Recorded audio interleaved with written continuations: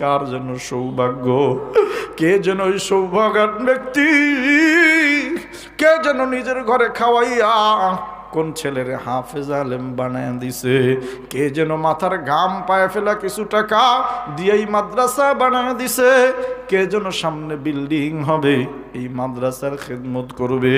রাসূল বলে লাভ আছে, লাভ শুধু একজন আর ব্যক্তির না, লাভ হলো নিজের, লাভ হলো ফ্যামিলির, লাভ হলো দেশের, লাভ হলো দশের।